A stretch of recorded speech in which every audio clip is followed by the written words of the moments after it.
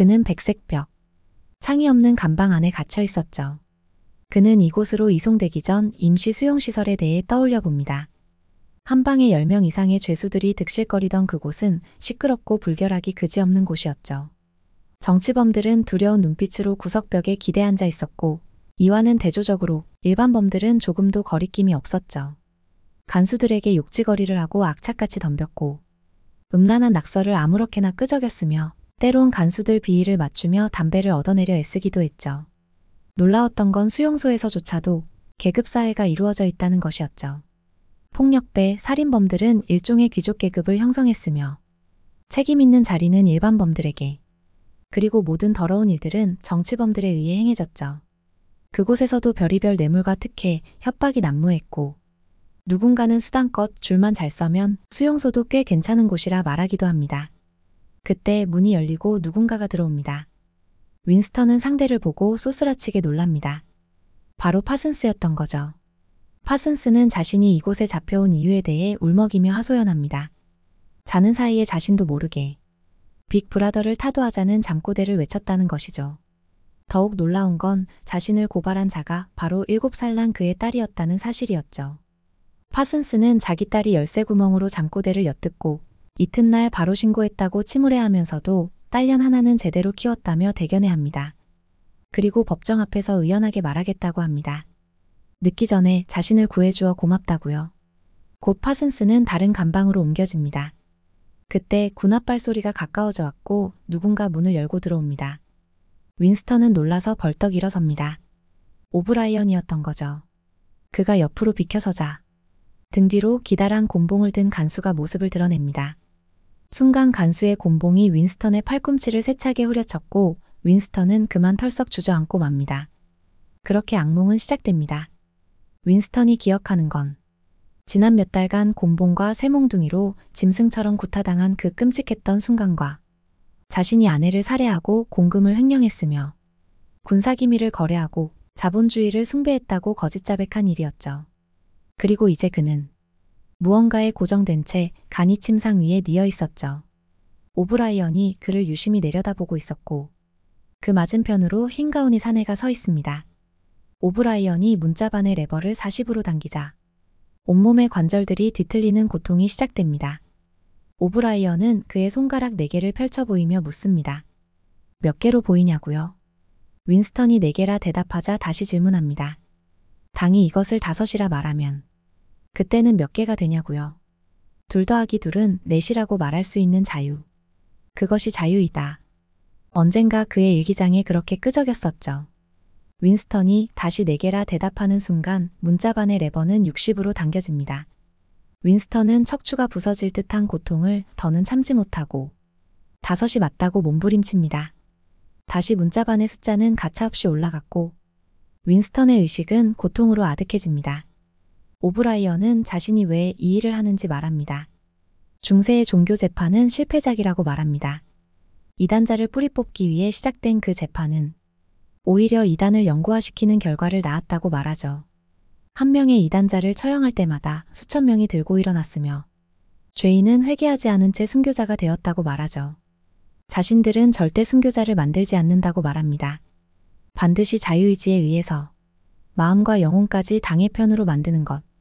그것이 자신들의 사명이라 말하죠. 저항하는 동안은 죽이지 않을 것이며 오직 회항과 빅브라더에 대한 사랑만 남았을 때 그는 공중의 재로 날려질 것이라고 말합니다. 그렇게 과거와 미래에서 완전히 소멸되어질 것이라고요. 오브라이언은 말합니다. 우리는 권력을 신봉하는 사제들이라고요. 자유는 예속이라는 당의 슬로건을 뒤집어 보라고 하죠. 예속은 자유가 된다고요. 권력이란 집단적인 것이며 혼자 있는 인간. 다시 말해 자유로운 인간은 언제나 패배한다고 말합니다. 자신의 존재를 버리고 당에 복종할 때 그때는 불멸에 전능한 존재가 되는 것이라고 하죠. 결국 자신들이 추구하는 것은 오직 권력, 인간 위의 굴림이라 말합니다. 윈스턴은 오브라이언을 향해 소리칩니다. 당신들의 권력은 분명 어떤 힘과 정신에 의해 좌절되고 말 것이라고요. 오브라이언은 프롤의 봉기 따위는 기대조차 하지 말라고 합니다. 그들은 짐승처럼 무력하다고 말하죠. 그리고 윈스턴을 향해 묻습니다. 본인이 자신들보다 도덕적으로 우월하다고 생각하냐고요. 윈스턴은 당당하게 그렇다고 소리칩니다. 그때 어디선가 익숙한 목소리가 들려옵니다. 거짓말을 하고 살인하고 마약과 매춘을 장려하고 어린아이 얼굴에 황산을 뿌리겠노라고 말하는 그날의 자신의 목소리가 들려옵니다. 오브라이언이 스위치를 내리자 그 음성도 그칩니다. 오브라이언은 그에게 일어나 거울을 보고 자신의 진면목을 확인하라고 합니다. 윈스턴이 더러운 누더기가 된 옷을 벗고 삼면의 거울을 바라보고 섰을 때 그는 그만 비명을 지르고 맙니다. 때에 절어 잿빛을 띤 해골 같은 물체가 바로 자기 자신이었던 거죠. 뼈만 남은 앙상한 몰골과 뭉텅이로 빠져나간 머리카락. 그의 몸은 썩어 문드러져 가고 있었죠. 윈스턴은 망가진 자신의 육체에 서글픔이 몰려와 흐느낍니다. 오브라이언은 윈스턴 스스로가 자신을 그렇게 만들었다고 말하죠. 모든 것은 윈스턴 자신이 예상했던 일이며 그가 예상하지 못했던 일은 조금도 일어나지 않았다고 말합니다. 이후 갑자기 윈스턴에 대한 처우가 달라지기 시작합니다. 베개와 요가 있는 침상, 깨끗한 내복과 겉옷, 심지어 온수를 제공해 주기도 합니다. 게다가 정맥류성 궤양으로 인한 상처에 연고를 바르고 붕대를 감아주기도 하죠. 세 끼의 규칙적인 식사가 나오고 3번에 한 번꼴로 고기가 나오기도 했죠. 그는 하루가 다르게 살이 찌고 건강해집니다. 그는 구타나 신문 없이 이렇게 혼자 있으면서 충분히 먹으며 깨끗하게 있다는 사실만으로 크게 만족합니다. 그는 사장경찰이 무려 7년이나 확대경으로 딱정벌레를 관찰하듯 자신을 감시해왔다는 것과 심지어 일기장 표면에 살짝 얹어두었던 피부염 먼지 덩어리까지 고스란히 돌려놓았다는 사실을 상기하며 이 불멸의 집단과 맞서 싸운다는 것은 무용한 짓이란 걸 깨닫게 되죠. 벼랑간 그는 극도의 공포감을 느끼고 침대에서 벌떡 일어납니다. 자신도 모르게 줄리아를 외치고 있었던 거죠. 그는 그녀가 어딘가에서 살아있어 자신의 도움을 기다리고 있다는 생각을 하게 됩니다. 그리고 그들에게 굴복했던 자신을 후회하며 자괴감에 휩싸입니다. 잠시 후 오브라이언이 감방 안에 들어와 묻습니다. 빅브라더에 대한 마음이 달라졌는지를 묻죠. 윈스턴은 담담하게 대답합니다. 빅브라더를 증오한다고요. 그리고 그는 바로 101호실로 끌려갑니다. 101호실. 그곳은 수감자들 사이에서 잔혹하기로 악명이 자자한 곳이었죠. 방 안에는 조그만 탁자 2개가 녹색 천으로 덮여 있었죠. 오브라이언은 이곳에 대해 세상에서 가장 끔찍한 것이 있는 곳이라고 말합니다. 누구에게나 참을 수 없는, 생각만 해도 끔찍한 것이 있게 마련이라고 하죠. 그건 용기나 비겁함과는 아무런 관련이 없다고 말합니다. 오브라이언은 윈스턴 가까이에 있는 탁자에 정체모를 철제 상자 하나를 내려놓습니다. 그 안에서 피 끓는 소리를 내며 사납게 움직이고 있는 건 바로 쥐였습니다. 오브라이언은 말하죠. 도시의 빈민가에선 단 5분도 아이를 혼자 두지 않는다고 하죠. 굶주린 쥐들이 아기에게 덤벼들어 뼈까지 발라먹는다고요. 또한 놈들은 사람들이 무력해진 상태를 알아보는데 기가 막힌 지능을 보인다고 말합니다. 상자의 빗장을 푼다면 공중으로 튀어나온 이 쥐들이 눈을 파먹고 혓바닥을 씹어먹을 것이라 말합니다. 상자가 그의 눈앞 가까이 왔을 때 윈스턴은 그만 공포의 이성을 잃고 맙니다. 그리고 이 세상에 자기 대신 형벌을 받을 수 있는 오직 한 사람, 자신과 쥐 사이에 밀어넣을 수 있는 한 몸뚱이가 있다는 걸 문득 깨닫습니다. 그는 열에 들떠 마구 외쳐대기 시작했죠. 줄리아한테 하라고요. 그 여자의 얼굴을 갈기갈기 찢어도 살갗을 벗겨 뼈를 발라내도 상관없다고 외치죠. 그 뒤로 그는 한없이 깊은 심연으로 빠져듭니다. 상자의 문이 철컥하고 닫힙니다. 한적한 오후 그는 체스너트리 카페에 앉아 텔레스크린에서 나오는 소리에 귀를 기울입니다. 그는 석방된 이후로 점점 살이 쪘고 혈색도 몰라보게 좋아져 있었죠. 그는 구석진 자리에서 혼자 체스 문제를 풀고 혼자 술을 마십니다. 텔레스크린에서는 잠시 후 중대 발표를 알린다는 긴급 속보가 나옵니다. 윈스턴은 우연히 줄리아와 마주쳤던 그날을 생각합니다. 쌀쌀한 3월의 어느 날 그는 강추 위에 잔뜩 몸을 웅크리며 급한 걸음으로 공원을 지나고 있었죠. 그리고 마주오는 그녀를 발견합니다. 놀랍게도 그녀는 몹시도 추하게 변해 있었죠. 둘은 서로 모르는 척 지나쳤지만 그는 이내 발길을 돌려 그녀를 따라갑니다. 그리고 초라한 덤불숲 가까이에서 그들은 함께하게 됩니다. 그는 팔을 벌려 그녀의 허리를 끌어안습니다. 마이크로폰이 숨겨져 있든 말든 그건 상관이 없다고 생각하죠. 하지만 예전처럼 이 자리에서 그녀와 사랑을 나눈다는 생각을 하는 순간 그는 공포로 몸이 얼어붙고 맙니다. 그건 줄리아도 마찬가지였죠.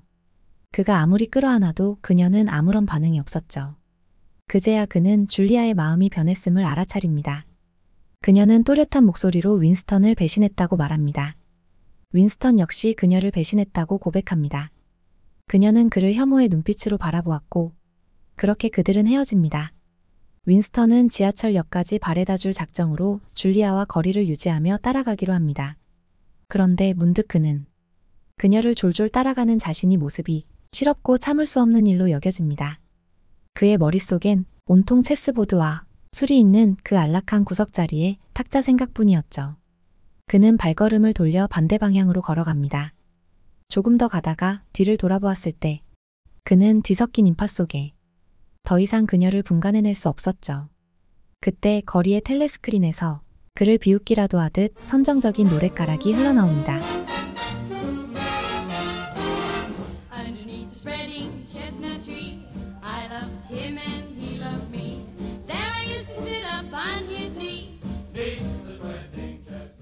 윈스턴은 할 일 없이 진을 마시며 체스보드를 들여다보고 있습니다. 바로 그때 날카로운 트럼펫 소리와 함께 전황을 알리는 승리의 특보가 보도됩니다. 여기저기서 환호성이 터져나왔고 순식간에 사방은 열광의 도가니가 됩니다. 테이블 밑에 있는 윈스턴의 다리가 부들부들 떨리기 시작했고 그의 마음은 거리의 군중들처럼 뜨겁게 타올랐죠. 그는 진에 흥건히 취한 채로 두 눈을 감습니다. 그는 문득 자신의 영혼이 흰눈처럼 깨끗해짐을 느낍니다. 그는 애정부로 돌아가 모든 것을 용서받고 피고석에 앉아 모든 죄를 고백했으며 그가 알고 있는 모든 이들을 공범자로 만듭니다. 그는 햇빛 속을 걷는 기분으로 눈처럼 하얀 타일이 깔린 복도를 걷고 있습니다. 그때 무장한 간수가 그의 뒤로 나타납니다. 그는 오래도록 기다렸던 그 순간이 왔다고 생각합니다. 그때 그의 오랜 희망이었던 총알이 자신의 뇌를 파고듭니다.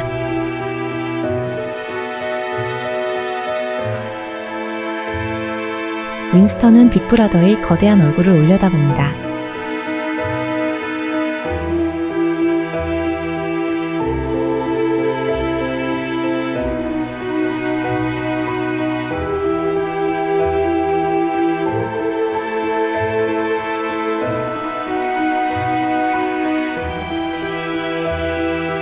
진 냄새가 배어있는 두 줄기 눈물이 그의 코 양옆으로 흘러내립니다.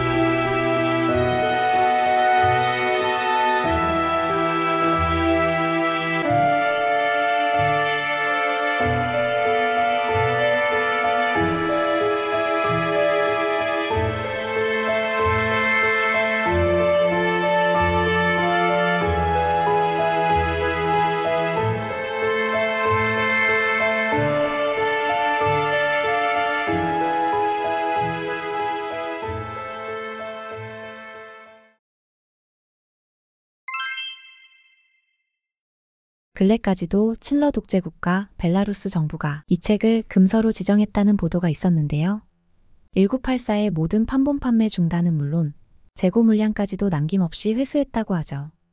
1984에 등장하는 금서처럼 자신의 작품도 금서의 굴레를 써야 했던 조지 오웰의 유작 1984에 대한 리뷰를 시작합니다. 이 작품을 처음 탈고했을 때 원제목은 유럽의 마지막 인간이었다고 하는데요. 작품을 최종 탈고한 1948년의 끝 두 자리를 바꾸어 1984라는 제목으로 출간되었다고 합니다. 파시즘과 나치즘, 소련의 스탈린 독재 체제를 겨냥한 이 작품은 전체주의가 지배하는 사회에서 이에 저항했던 한 인간의 자유의지가 몰락해가는 과정을 그려낸 극단적인 디스토피아 소설입니다. 작품 속 오세아니아는 주변국과 끊임없이 전쟁을 지속하며 강력한 감시 시스템으로 대중을 통제하는 사회입니다. 이유는 단 하나, 당이 집단 권력을 유지하기 위해서입니다. 빅브라더는 오세아니아 최고 지배자로 설정되지만 실존 여부는 명확하지 않습니다. 당이 프로파간다를 위한 상징적인 인물인 셈이죠. 여기서 눈여겨봐야 할 것은 역설적인 당의 슬로건입니다. 바로 조지 오웰이 고발하고 싶었던 전체주의의 민낯입니다. 무지는 힘. 지배계층의 관점에서 볼 때 실제적인 위협은 프롤이 아니라 권력을 갈망하는 기존 계급의 부상과 자유주의와 회의주의가 싹트는 것이라 말하죠. 그것을 막기 위한 방법이 바로 우민화 정책입니다. 당은 기존의 단어를 대폭 잘라낸 새로운 신어를 만듦으로써 대중의 사고의 폭을 좁혀나갑니다. 그리고 의심이 드는 찰나 스스로 그 생각을 통제하도록 하는 철저한 이중사고를 훈련시키죠. 이를 통해 대중을 효과적으로 통제하고 거리낌 없이 과거를 조작할 수 있었던 거죠. 자유는 예속. 자유와 안전을 보장받고자 한다면 당이 권력으로 예속되라는 말입니다. 혼자 있는 인간. 다시 말해 자유로운 인간은 결코 살아남을 수 없음을 경고하는 것이죠. 당은 자유를 예속하는 치밀한 장치들을 만들어 대중을 통제합니다. 사방으로 텔레스크린과 마이크로폰, 순찰 헬리콥터가 떠돌고 개인의 일거수일투족, 심지어 불신의 표정까지도 포착합니다.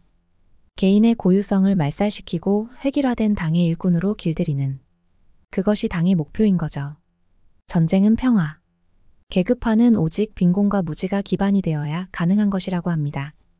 일률적인 부의 증가로 경제적인 안정과 시간적 여유를 가지게 된다면 언젠가 각성한 대중들이 자신의 권리를 되찾기 위해 투쟁한다는 것이죠. 더 중요한 사실은 전쟁을 하지 않는다면 불필요한 통제와 검열을 유지할 명분이 사라진다는 거죠. 때문에 끊임없는 전쟁으로 전쟁 물자를 소모시켜 대중을 지속적인 궁핍 상태로 몰아가야 하고 그렇게 궁핍해진 대중들은 눈앞의 현실에만 관심을 둘 뿐 그 이상 사고하려 하지 않는다고 말합니다. 결국 항구적인 전쟁이야말로 계급사회를 순조롭게 지탱하는 방법이라는 것입니다. 작품 속에서 윈스턴이 하는 일은 과거의 사실을 당의 입맛에 맞게 조작하는 일입니다. 그에게 있어 일기를 쓰는 것, 그리고 과거의 흔적을 찾는 것은 지키지 못한 것에 대한 일말의 가책, 그리고 신라 희망이었는지도 모릅니다. 작품에서는 완전한 그들만의 공간으로 상징되는 유리문진과 연대조차 알 수 없는 성 클레멘트 대인이 그려진 그림 액자, 그리고 그 그림 앞에서 과거를 추억하는 노래가 복선으로 등장하는데요. 이 노래는 체링턴의 기억에서 다시 줄리아의 기억으로, 그리고 오브라이언의 기억으로 끊길 듯 이어집니다. 미처 없애지 못한 이 과거의 조각들은 서로의 기억을 통해 이어질 수 있었던 것이죠. 하지만 유리문지는 파편이 되었고 그림 액자는 부서졌으며 추억의 노래는 최후를 장식하는 노래가 되고 맙니다. 지키지 못한 과거는, 그리고 기록하지 않은 과거는 그렇게 소멸되어지는 것이죠. 작품에서 윈스턴이 유일한 증거였던 신문 조각을 폐기한 기억을 떠올리는 장면이 나오는데요. 그때 윈스턴의 대사에서 바로 기억을 기록으로 남겨야 하는 이유가 나옵니다.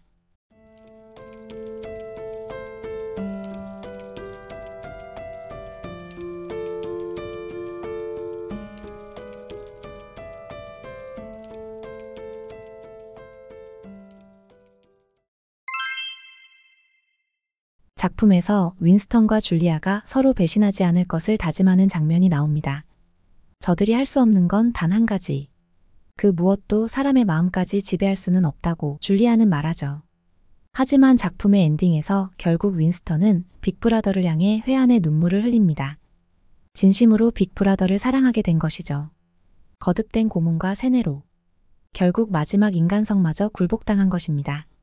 권총이 윈스턴의 뇌를 관통하는 장면은 체스너트리 카페에서 진에 흠뻑 취한 그의 몽상으로 해석되는데요. 실제로 죽은 것은 그가 아니라 투쟁을 완전히 끝낸 그의 영혼이었던 거죠. 그는 빅브라더를 사랑했다는 마지막 문장은 최고의 문장으로도 극찬을 받지만 동시에 가장 암울한 결말의 디스토피아 소설로도 평가받고 있습니다. 그러나 이 허무한 엔딩에도 마지막 카드는 숨겨져 있다고 생각되는데요. 윈스턴이 희망을 걸었던 마지막 세대, 바로 프롤들입니다. 인간애가 살아있는, 그래서 새로운 변혁을 꿈꿀 수 있는 세대. 조지 오웰은 독자들이 그 프롤들을 기억하기를, 윈스턴이 중단했던 그 매듭을, 이 책을 펼치는 21세기 프롤들이 이어가기를 원했던 것은 아니었을까요? 조지 오웰은 1984를 통해 전체주의 국가 권력이 위험성을 경고하고자 했는데요. 지금의 우리는 국가 권력으로부터 안전한 시대에 살고 있을까요? 중국의 스카이넷과 매의 눈 프로젝트는 방대한 CCTV와 안면인식 시스템이 연동된 강력한 감시 시스템으로 알려져 있습니다. 범죄자 색출은 물론 카메라 앞을 지나는 모든 시민의 신상 정보를 1초 만에 식별할 수 있다고 하죠. 놀라웠던 건 자국민 대다수가 이 시스템을 지지한다는 사실인데요. 불신이 팽배한 사회 분위기는 인권 침해보다는 안전을 더 중시 생각한 거죠. 이처럼 각 나라마다 인권에 대한 감수성은 다르게 나타나기도 하는데요. 하지만 유념해야 할 것은 바로 내가 그 피해자가 될 수 있다는 사실이죠. 21세기는 데이터의 세기라고도 합니다. 빅데이터를 통해 대량 감시가 가능해진 시대가 온 것이죠. 그렇다면 과도하게 수집된 우리의 그 수많은 정보들은 과연 안전할까요? 중요한 것은 우리의 정보들이 어떤 경로로든 오남용되지 않도록 사전 규제 방안을 철저히 하는 것과 강력한 법적 장치를 촉구하는 일입니다. 건강한 사회는 국가가 개인을 감시하는 사회가 아니라 개인이 국가를 감시하는 사회가 아닐까요? 침묵은 암묵적인 동의가 된다는 건 그것이 다수의 침묵일 때 국민의 권리는 자발적으로 양도되는 것임을 잊지 않아야 할 것입니다.